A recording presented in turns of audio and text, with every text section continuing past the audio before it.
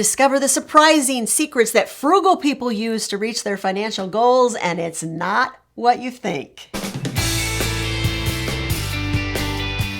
Have you ever wondered what sets frugal people apart from others? There are specific skill sets that frugal people implement that causes them to be a lot different than the way they handle their finances. We're going to talk about that in this video. We'll talk about 10 frugal hacks. These are skills that frugal people use to reach goals. We'll give you our opinion, the pros, the cons of each.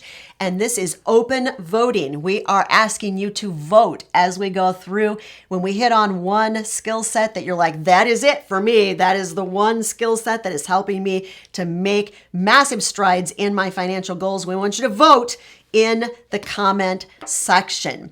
But if you don't know us, I'm Hope. And I'm Larry. And this is Under the Median, where every week we talk about practical frugality. And we will, by the way, be revealing which one of these 10 skill sets or hacks that we think has been most important to us personally. Let's get started. Skill set or hack number 1. Budgeting tools and apps would be the first category that we have listed. And those are very important. That's your roadmap into exactly what your finances are doing. It shows you where you're at, and then you can tell where you're going from those tools. And you can share that with your spouse. Now, here's the disadvantage of using those apps.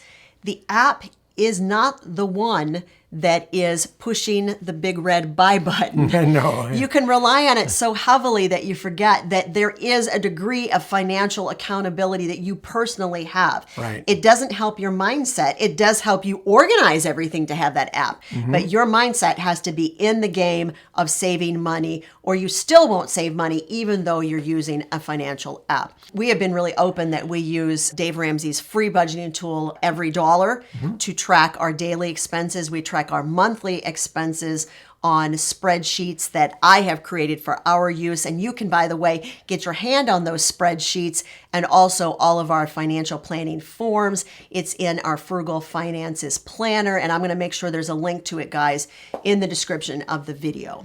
The next category is extreme penny pinching. And we've done this. We've done Absolutely. Extreme penny pinching in our lifetime. But here's the thing about that. You can't do that. You can't sustain that style all the way through for your budget. There gets to be a point where you have to allow a little room for some fun, some enjoyment in spending your money. And your planning should also include times where you spend it and you use it on buying useful things that you've intentionally made a desire for. The next one can have the word extreme attached to the front of it as well. Extreme couponing or seeking discounts.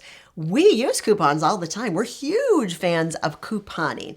We think it can help you follow through with the frugal mantra, which is never pay full price. Anybody ever heard that? We use that saying all the time in our house. We're like, oh, we need this. But remember, never pay full price. And we try to live by that rule. Yeah. The downside of extreme couponing, actually, we think there are a couple. One is that you could be buying stuff that you don't need just because you're available to get it for pennies on the dollar. But if you don't need it, you can wind up with a whole lot of stuff lining the shelves of your closet that is just sitting there gathering dust. But another problem is the fact that you feel like if you didn't get the best deal, that you have somehow failed. And really, being frugal isn't about getting the best deal. It's just about saving money. Chances are, from time to time, you're going to find a better deal eventually on something. I can't tell you how many times I have bought a car, and then 4 or 5 weeks later, oh, here's another one, the same model, the same year, and it's $300 less. Well, that's going to happen. I wouldn't worry about that. The fact is, you saved money at the time that you made your purchase, and that's what counts. Number 4, this is one of the surprising ones. Relying on side hustles or additional sources of income. We've always had side hustles. We've always done something to bring extra money in. One of the pros of this approach, of course, is that you're bringing extra money in, which is generally the goal of a side hustle. But here's the con. The con is the fact that if you have a budget that isn't working for you, you're not making it from month to month. And the purpose of the side hustle is not to gain extra money to put it toward a goal, but to help meet your basic financial needs every month. You might be ignoring ways that you could cut back in your monthly budget Yeah. because you are now relying on the side hustle. We really think a side hustle should be extra money that you can do some extra things that you couldn't do with your regular budget. The next one is also kind of a surprising one. Number 5 is strict financial planning. Do we reach goals because we just grit our teeth and say, no, we are not spending money. We are strictly managing every single penny? Yes and no. We have. We have strictly managed money for a really long period of time. And we have reached some great big financial goals. Here's the problem with strict financial planning. We told you every single one of these we've used, and every single one has some pros and has some cons. Here's the kind of downside of strict financial planning. If you are creating a financial plan and you are gritting your teeth and saying, I'm sticking to this even though it's not really working for me, that is a problem. You have to know when to make changes. The other thing about strict financial planning is that finances don't run in a perfect linear sense. They change. Let's say you have life insurance policy with your company, and then they're bought out by another company, and your life insurance, all the parameters have changed, and now you have to pay more money, or maybe even less money, or maybe you're getting less coverage, and you have to make some adjustments. But that's the way it is with finances. So you can't just put it into a strict little box and leave it there. Or like car insurance. I think car insurance more than life insurance is probably a good example. For sure. Because we just had this happen. Our car insurance was going to go up like 50%. Ton. Oh my gosh. And our insurance broker shopped around and got us an even better policy, and we still paid more, but it wasn't nearly Not what as we were much. going to have to pay. That's an example of where if you have it set in stone and all of a sudden you have this huge overage, you're like, oh, holy cow, you don't know what to do. So I think you have to know in any financial planning situation, there's a little bit of give and take. It's a little more fluid than is people fluid. who are very strict would like to believe that there is. Yeah. The minimalist lifestyle can be another byproduct of frugal living. Frugal people tend to have in their house just what they need to live by. They don't put a lot of extra things in there. Now, in the case of Hope and I, we carry a lot of stuff in our house that we probably don't need, and we need to go through and start getting rid of 35 years worth of accumulation on some of these things. But typically speaking, a frugal person will look very carefully at what they have and decide, am I using this? Am I needing it? Is this enhancing my lifestyle? If it isn't, it's much better to purge that item and get rid of it. I think we do tend to run along some of the same lines as minimalist. Yeah. But minimalism and frugalism are not synonymous. They're No, not, they're they not. don't mean exactly the same thing. Frugal people, I think, will tend to save money for a higher quality item. Yeah. I don't think that frugal people tend to buy the cheapest item all the time. We do like to save money. Right. But we do also like to have quality items in our home. And I think that that's where that runs along the same lines. Now, the disadvantage, I think, of minimalism when it comes to a frugal lifestyle is the fact that we can tend to look at things and not realize when we need to get rid of something. Another thing you can do is look at your frugal spending as a challenge or a savings game. I like to do this when I'm driving. I like to get the highest score on the miles per gallon on the car. So I try to get the very best mileage that I can every time I take a car out, and it becomes like an adventure for me. And this can be an adventure for you in your finances to try to get the best deals, score the best product, save the most amount of money, and live as frugally as possible. I do think this is a huge one, guys, that this whole gamifying thing of frugal people who see savings as a challenge or a game or something that they know they want to get better at. Those frugal people are the ones that do tend to reach goals more readily because we are doing it with a spirit of joy and abundance and not a spirit of defeat and poverty mindset. That, I think, is a huge difference that this sort of frugal skill makes for frugal people that actually stay on the path and reach their financial goals. Yeah. Another category can be high-paying jobs. If you make more money, then you can save more money is typically the thought in there. Yeah. But really, it isn't so much about how much you make. And it is important to make enough money to meet your needs, of course. I'm not saying you can't do that. But if you don't make a ton of extra money, that doesn't necessarily mean you're not frugal. A frugal person will take the amount of money that they're making and do that planning and the work on it behind the scenes to make that money go as far as possible. And I've seen frugal people who actually had more savings in their bank than somebody that was with a higher earnings that weren't frugal, they weren't planning, and they weren't watching their finances as close.